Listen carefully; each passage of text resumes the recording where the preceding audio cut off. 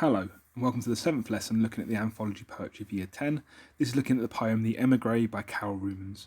Now, if you're in lessons, what I'd get you to do to start off with is to explode the title of the poem. What can you predict the poem is about?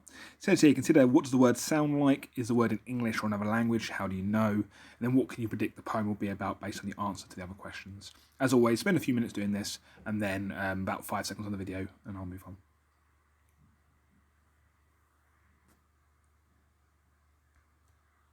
So these are not the only answers you can give, but just to give you a sense of kind of what you might have thought about. So the use of the word "the" there is the idea that one person. This is one person story that we're learning about here, perhaps. Emigree, immigrant in French. It's female, which you may or may not have realised. So therefore, we're talking about a female person who has had to emigrate. So emigrate. The idea of emigration is to leave somewhere for social or political reasons, leaving one country to move somewhere else. Due to warfare, due to differences in allegiances to government, and it's that movement from one place to another that you're having to go through. Now, Carol Rumens herself wasn't someone who had emigrated. She was actually, I believe she's born in England and worked in England and stayed in England, but she therefore is telling the story of the persona of someone who has emigrated somewhere else. So it's worth bearing that in mind. Another thing you might want to do just before the poem starts is to sort of consider the reasons why you think people migrate and move. Now, I've kind of given you a few by suggesting sort of political reasons and war, but there are other reasons people might want to migrate and move. People leave the country for many different reasons. So maybe just spend a few minutes just kind of thinking what else might drive someone to leave the country that they're brought up in to move somewhere else. And they're not always going to be negative reasons necessarily. They might also be positive reasons out there for movement.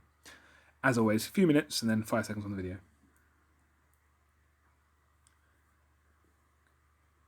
Okay, before I move the slide on, I'm going to read out the poem to you. As always, I would suggest that you just try and get a sense of what is being talked about initially, get a sense of kind of what you think the poem's about before I take you through the individual annotations. There once was a country. I left it as a child, but my memory of it is sunlight clear, for it seems I never saw it in that November, which I am told comes to the mildest city. The worst news I receive of it cannot break my original view, the bright filled paperweight. It may be at war, it may be sick with tyrants, but I am branded by an impression of sunlight. The white streets of that city, the graceful slopes glow even clearer as time rolls its tanks and the frontiers rise between us, close like waves. The child's vocabulary I carried here, like a hollow doll, opens and spills a grammar. Soon I shall have every coloured molecule of it. It may by now be a lie, banned by the state, but I can't get it off my tongue. It tastes of sunlight. I have no passport, there's no way back at all. My city comes to me in its own white plane. It lies down in front of me, docile as paper. I comb its hair and love its shining eyes. My city takes me dancing through the city of walls. They accuse me of absence, they circle me, they accuse me of being dark in their free city. My city hides behind me, they mutter death, and my shadow falls as evidence of sunlight.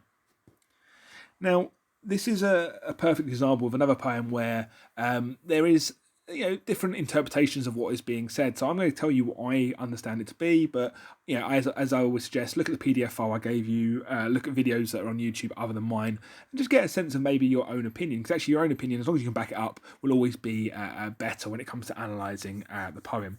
So just starting with structure, I've just put here no consistent structure, and it highlights her confusion about her old country. At a fundamental level, this poem is seemingly about a woman who has moved away, and she has positive memories, as you might do when you're a child, of things where you don't necessarily realise the severity of the things that are happening around you. She has these positive memories, and now she's looking back and can't quite rationalise this kind of the new society that she's being told about, where there's war and tyrants and issues, with this place that she used to know and used to run around in and used to enjoy. So to have no consistent structure, no rhyme scheme, no clear rhythm scheme, implies perhaps the confusion that she's feeling at this point. It's interesting though, she starts off with there once was a country, and it's very, very much a fairy tale nursery rhyme sort of way of starting something. And it does introduce a stanza that initially focuses on her childhood. And she uses ellipsis here to sort of almost link back to the idea of a flashback or that she's thinking. So she sets up like the fairy tale, the nursery rhyme, the childhood, and then she sort of pauses as if she's thinking back to what she experienced. There is a repetition here of sunlight, and sunlight comes multiple times, and sunlight and other brightness and words to do with that. And it links to the positive connotations of the old country. She has these positive feelings that she keeps coming back to that can't quite be shaken by what has changed. And it's interesting, she talks here about, I never saw it in that November, like I never saw it, but I am told it comes to the mildest city. The idea being that, the judgment that she is hearing is based on hearsay, it's based on what she is being told rather than what she experienced. And sometimes that's harder for us to kind of understand and grasp. But then she goes to, it cannot break my original view, the bright filled paperweight. Now, the idea of a paperweight here is it's quite nice to look at. It's quite pretty. It's quite beautiful. It links to gifts and holidays and travel. It's a metaphor, of course, for perhaps her views of what she sees. But there is another suggestion here that you could talk about the idea that it's kind of a bit meaningless, a bit kind of gaudy and garish, and not particularly. It's a bit not particularly very impressive in some ways. So you could argue that as much as it maybe is looking to suggest a nice thing, you could perhaps suggest that it also has connotations of slightly more negative things underneath the surface, perhaps.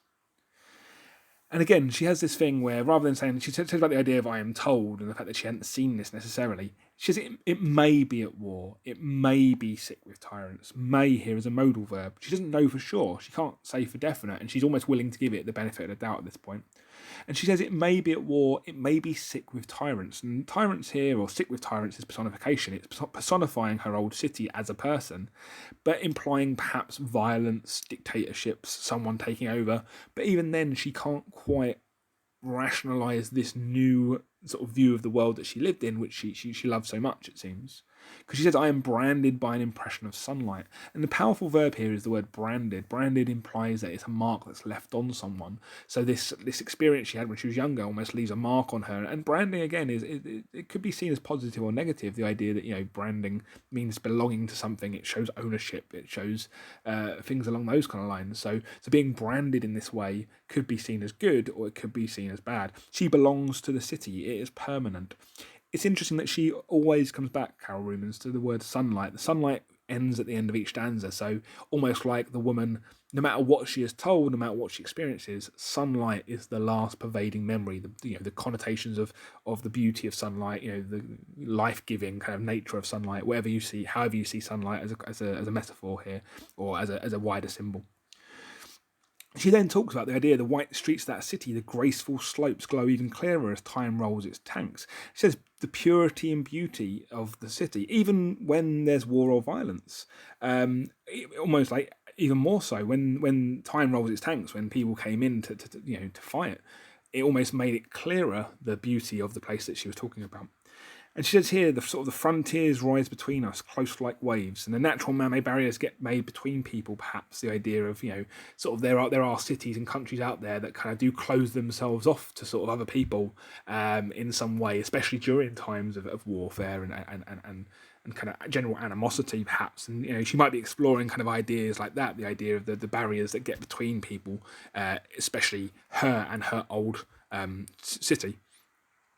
The Charles vocabulary I carried here, like a hollow doll opens and spills a grammar. She seems to be getting older as this poem goes on. She's kind of talking about the idea that before, like when she was a child, she's now old enough to verbalise her thoughts in a way she perhaps couldn't when she was younger.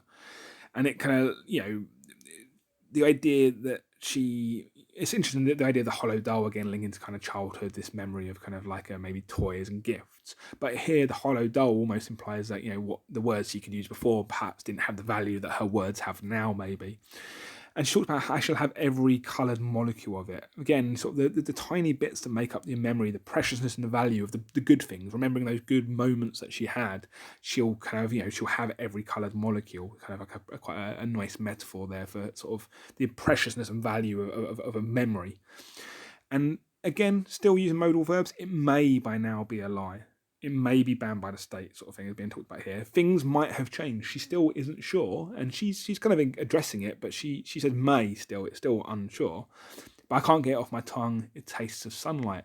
Now, synesthesia is when one sense your senses are jumbled basically. So the idea, you can't actually taste sunlight, can you? But she talks about tasting sunlight because it kind of highlights how jumbled her thoughts are. Um, she's confused. She's not sure what's going on. Therefore, even at a fundamental level, her senses are playing tricks on her. Okay, moving to the last stanza.